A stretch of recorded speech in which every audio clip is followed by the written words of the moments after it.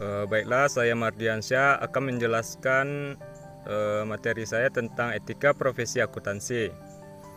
Sebelumnya saya akan menjelaskan apa itu profesi akuntansi.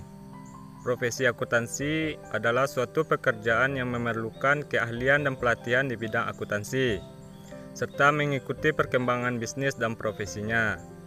Memahami, mempelajari dan menerapkan prinsip akuntansi standar atau auditing yang ditetapkan IAI. Dan yang kedua, apa itu etika profesi?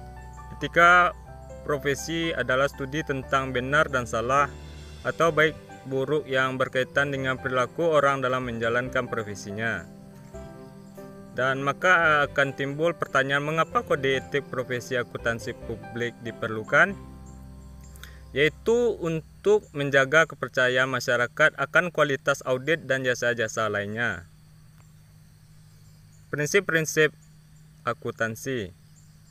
Jika ada penyimpangan berdampak material, anggota tidak diperkenankan. Yang pertama, menyatakan bahwa laporan sesuai dengan PABU. Yang kedua, menyatakan bahwa ia tidak menemukan perlunya memodifikasi material agar laporan sesuai dengan PABU. Tanggung jawab kepada klien. Informasi klien yang rahasia, yaitu tidak diperkenankan mengungkapkan informasi klien yang rahasia tanpa persetujuan dari klien. Ketentuan ini tidak dimaksudkan untuk yang pertama, ketentuan peraturan yang berlaku atau aturan etika, kepatuhan standar dan PABU. Yang kedua, mempengaruhi kewajiban anggota KAP dengan cara apapun untuk mematuhi peraturan perundangan yang berlaku seperti panggilan resmi, penyidikan, pejabat, pengusutan, atau melarang kepatuhan anggota KAP terhadap ketentuan peraturan yang berlaku. Yang ketiga, review mutu.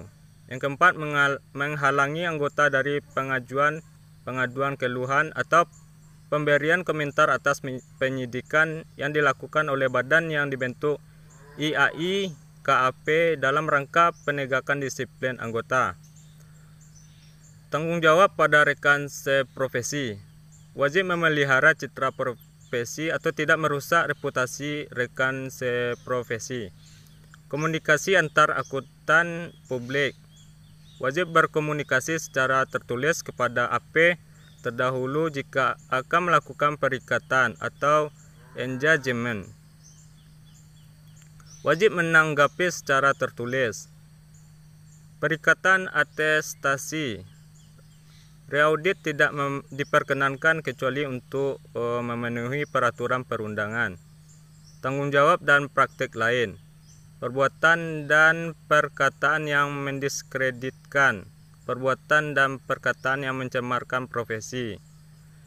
Iklan promosi dan pemasaran lainnya diperbolehkan sepanjang tidak merendahkan citra profesi.